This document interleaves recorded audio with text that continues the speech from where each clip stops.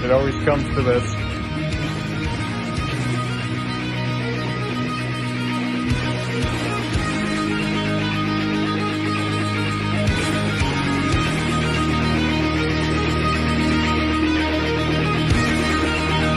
More nice shit.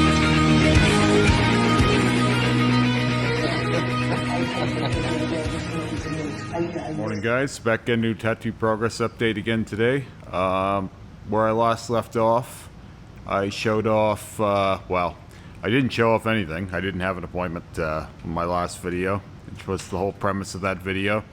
And there has been a meaningful update to that whole situation, but I'm not going to say I'm going to leave you in suspense. I don't think people will care that much about, although some people do. These vlogs become like a parasocial relationship for some people, I feel like. I think there's times when people care more about my body and the direction of it than even I do, which I'm going to tie that into something here in a bit. But yeah, Rick and I were supposed to have a session. We were supposed to be laying out a new piece on my left thigh, and didn't end up happening. And so there were some conversations had after that, and I won't get too much into that whole thing. I'll be talking all about that in the next video I make. But this session, obviously, I had my forehead redone, and I had this inner ditch kind of big boy rose redone, and I would say we probably worked about 4 hours for these roses. This past the roses, we've been much slower than we were on the prior roses. We actually did the first passes of the white and black on black rose sleeve.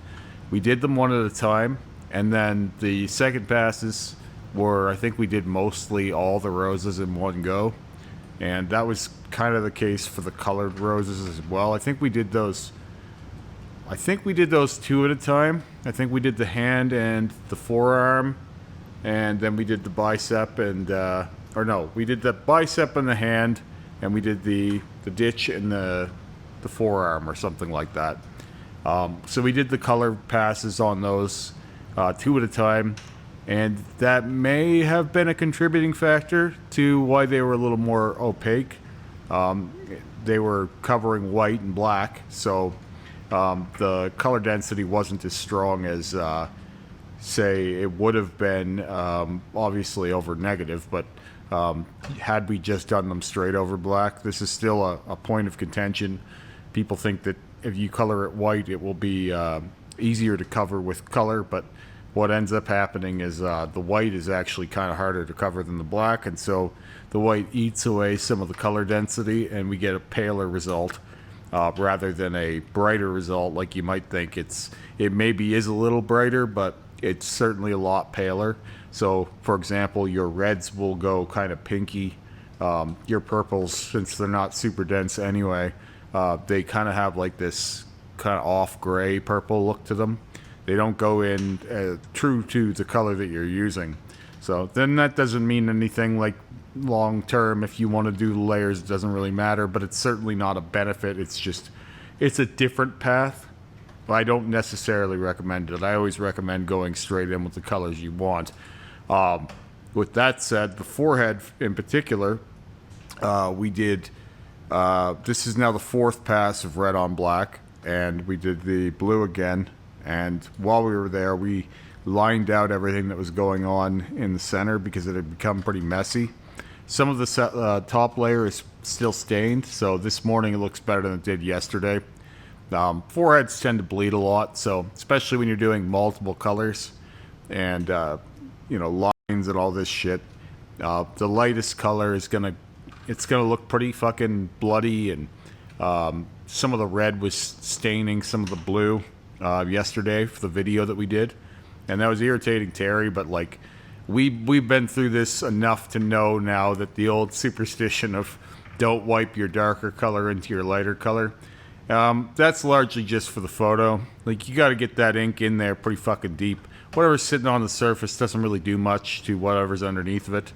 It would be you'd have to make some pretty deep wounds for any of that red to infiltrate any of that that blue or the black line without you meaning for it to. Most of what will happen with colors kind of transferring or spreading is happening under the skin. So say some of that blue over time can move into some of that red, and that's part of why you put a dense line in there to try and keep that from happening. That's part of why you line color pieces, obviously for clarity as well, but it does something to border things to keep them from drifting apart. Even then, I've got so much shit in me. I call my body rainbow sludge quite often that it's not really that surprising if things drift a bit. There was one time about 2 years ago when some of the purple that we were packing into my chest and shit, because we did all that purple and dark blue and red on my torso around the spider eyes and the tentacles. Some of the purple, blue, blorby stuff that we did, all those colors spread into one of the blacks of the spider eyes, and so it had this kind of like pinky discoloration. And it was like a quick touch-up, and honestly, I've only ever actually had that happen one time that I could even tell you about, where it made a meaningful difference anyway, because I think it has to be a good amount for the color to really discolor anything in the area. But it was enough that there was like a soft kind of pinky spot on one of the black spider eyes, and it was nothing you would even notice unless you were like me and looking right at it, and obviously it's my body. But it was a quick fix, no big deal, but I do find those things very interesting. It's part of why we, in the end, did the yellow line around the spider eyes, was to kind of separate the black out from all that similar tonality and the blue and the purple that we were smashing into it. Part of why we relined all of this, like I said, was because when you're doing color up to a line over and over again, coloring into a line, it can compromise the integrity of that line. And so it would have been well enough if we had left this at black and white, but where we have been banging into it with red over and over again, and then we changed the white to, and that was opaque before it was negative. It was never negative, really. Before we did it in the light blue, which it still doesn't look super light blue. It's just kind of a bit of a difference, but not super blue, right? Before it was that, it was an opaque, and I did that because I wanted a slightly different look than the negative. But in doing that, it does filter out the color, like I said, having that light in there. You may notice that the peaks here, the little spikes, they're different than they were. So for those keeping track, we had those things. They were red. They were part of my old forehead tattoo, as this is like the third or fourth extension of that. We then went over those with opaques twice to mute them out. And then the last session, Terry, for whatever reason, decided that they should be red. And for me, it doesn't make a fuck of a lot of difference, so it was like, whatever. But I thought they should be turquoise. And so they were red again. So for keeping track here, they were red, then they were opaque, and they were very white. I have picture proof of this. And then they were red again, and now they are opaque and blue. So within a year, those fucking things have been red, white, and red again, and then white and turquoise now. So that's just within a year. And it still works, and it still changes. And I've said a million times, like, if I wanted to, I could turn all this red blue in here. And I truly mean that. Like, you could do that if you want. It's just going to take time. But it is absolutely something you can do. And a lot of people like to think that, like, you can't do any of that. But it's like a superpower once you realize that. Like, for example, we had an older woman come in here for a little cover up on her back, and I guess she's been told no at 5 or 6 different shops. Like, it's just this old fucking bullshit on her lower back. And I was like, oh, you can do whatever you want over that. What are we talking about? So she sat down with our youngest apprentice artist, who was doing walk-ins, like even younger than Sarah, my wife, and he smashed blue and pink color butterfly over top of it. And it was just like, oh yeah, the black is long gone. And the black didn't even fight back. It was like it wasn't even there.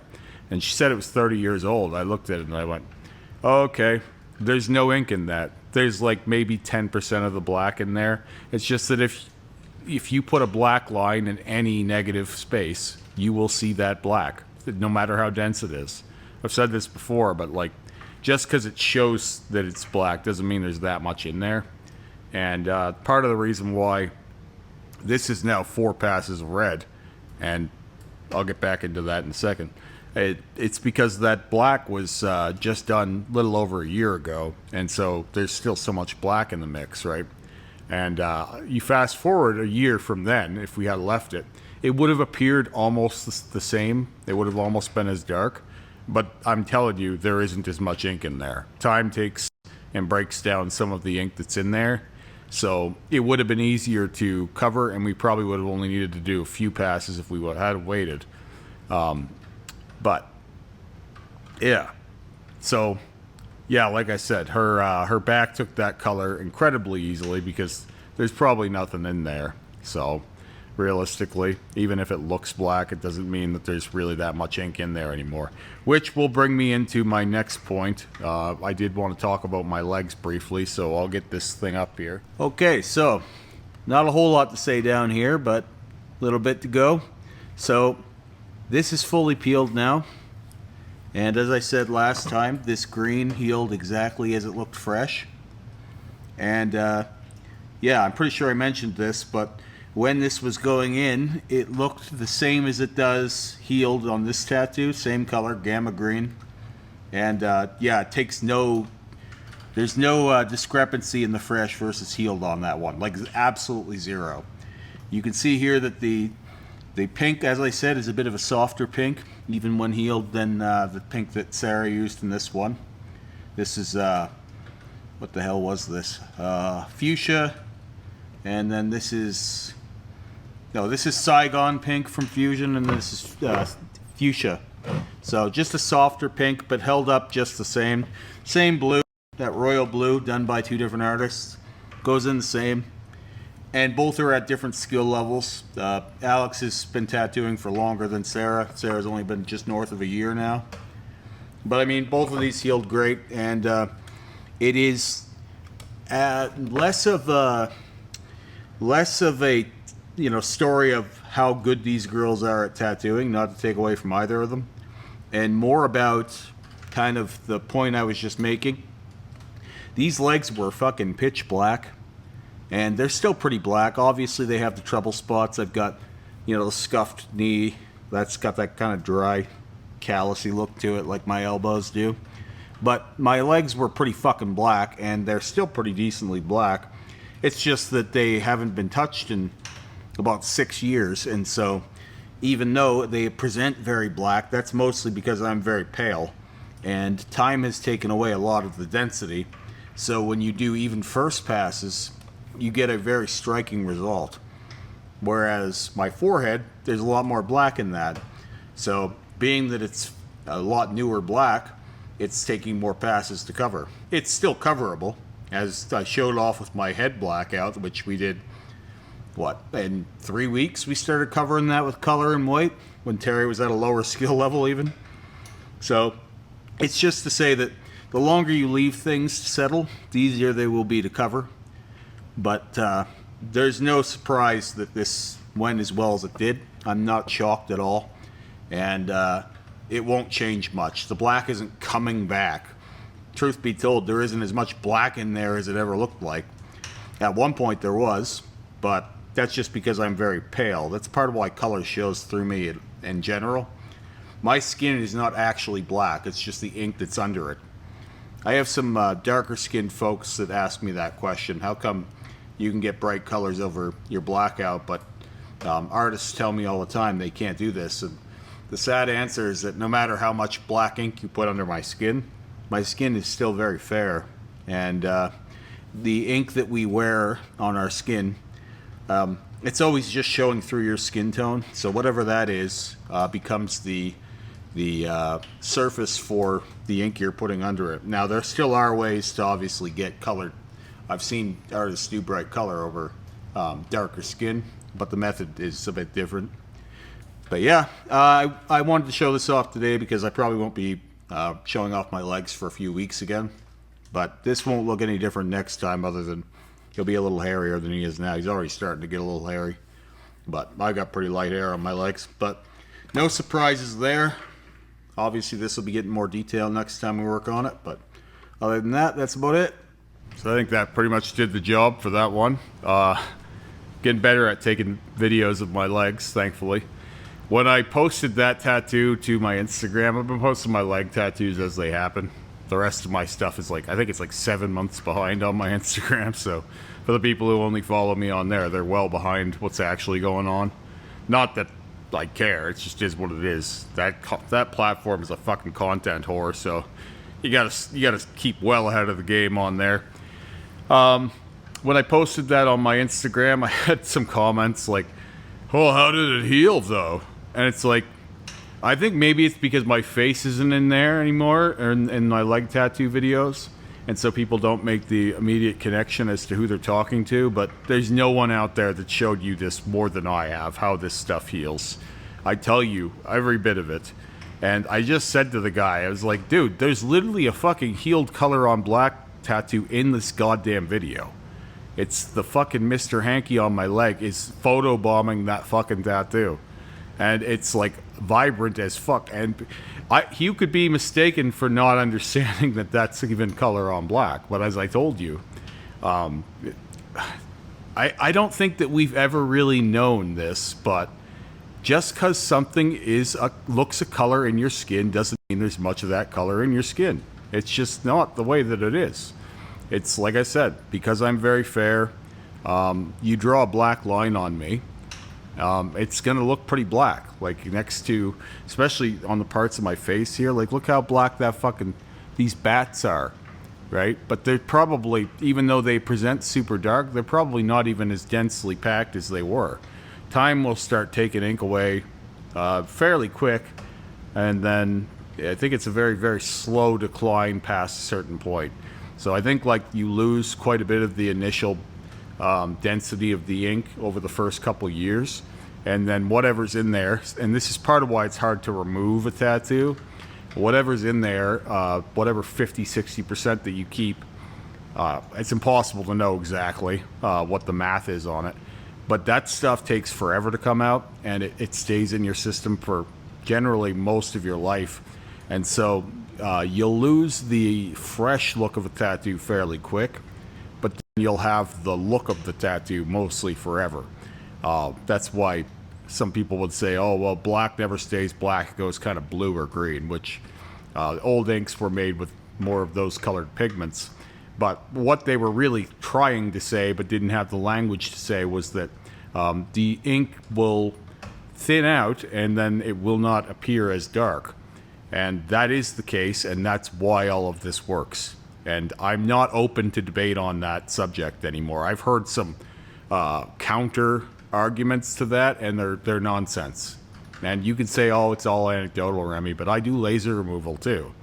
And that last bit takes the longest. Like you can get something dark to get pretty light, but then getting rid of it is another matter. That can take years, right? So like you can take a fresh black line, you can beat it up pretty good. You can get it pretty smudgy and pretty gray and parts of it to start kind of thinning out, but to fully remove that is another matter. Then you're in for the long haul. Whenever anyone asks for a quote on laser, I absolutely refuse. I'll tell them what I'll charge them per session, but I will not tell them a timeline. I don't. Until we get a few sessions in, I have no fucking idea. There was a girl I was lasering her nipples, and she had some badly done star tattoos on her nipples. And thankfully for her and for me, because the whole thing's fucking awkward as fuck. Nobody wants to be lasering someone's nipples. It's not fun. It's not anything like that. So luckily for her, those things were coming out quick. But even then, that was 3 or 4 sessions. So whereas I had Ashlyn's leg in here at the shop, we did that 6 times, and it wasn't going past like a dull gray. And who knows how many times we'd have to do it for it to go any further than that. And before anyone asks, yes, we have a good laser here. We have a Pico laser here. And they bought this thing probably 4 years ago. They got it just before I came on at the shop, and it was brand new then. So it's not cheap. It's not bad. This is just laser. Like, you're not going to get rid of things that quick. And that's because, like I said, that new look, that fresh amount of ink, the top portion of the ink, whatever top 50% of the ink, even time will get rid of that fairly quickly. But whatever is hanging on there it'll be there for the long haul for the most part. Even when you're trying to remove it, it's very difficult. But if you pound a fresh color into a very depleted black, you're going to get pretty immediate results, which is why my legs are taking so much easier than my forehead did. So this has all come full circle. But with that said, my ditch swelled up quite a bit. You can see my ditch is about as big or maybe bigger than my bicep right now, and that's not normal. Well, it's normal to have swelling. I mean, like, my bicep is normally bigger than my ditch. That swelling will be gone by the end of the day. I'm very certain. But Terry's saturation game he has a higher expectation of himself these days with packing color than he did when we did even the last passes of these. And that's part of why we're doing them one at a time. He's taking longer to do each one and making sure they're more in there. I think he was just skimming through them last time.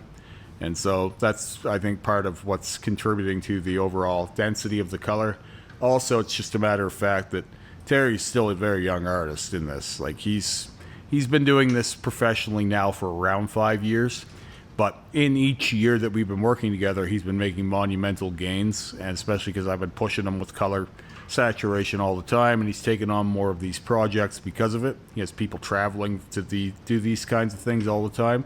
And so whenever you're doing anything, more or less every day, you're just going to get better and better at it. And so every time we revisit something that we previously finished, it is very possible that he's at a higher skill level than he was last time. And so that also contributes to the layering as well, is better execution each time, along with less black in the mix and more color in the mix, which directly translates into what I was saying before, because as the black is thinned out on my arms, we've been pounding new layers into it, and there's probably basically no black left in there. So for the people who would be still like, give it 10, 20 years, it'll be black again, it's not how it works. Whatever black was in there has been thinned out and then aggressively resaturated with fresh color. And what would be more likely is for it to be very dull and gray looking one day, just because colors do fade out the same way that black will. But it's not likely that there's even much black left in there for it to come back. It's not stored in a separate layer. It's not waiting around the corner ready with a fucking shiv, ready to fucking stab that rose out. That's not how anything works. And whoever thinks that way is basing that on nothing and hasn't done the work to find out what's what. And so anyway, when this heals, I'm thinking it's going to be more red than it was last time, but I still think it's going to be a bit dark. I think it's just the nature of it. I think there's still that spot on my face is still pretty full of ink, and so that's why we're having a harder time getting it to be as bright as I want. But we'll get there. I'm not really that worried about it. It's like 20 minutes of work. That's why we were originally just planning on doing the line work and the turquoise. But I'm like, well, we may as well hit the red again too while we're in there. Anyway, I'll talk to you guys again here in a few days. Have a great day.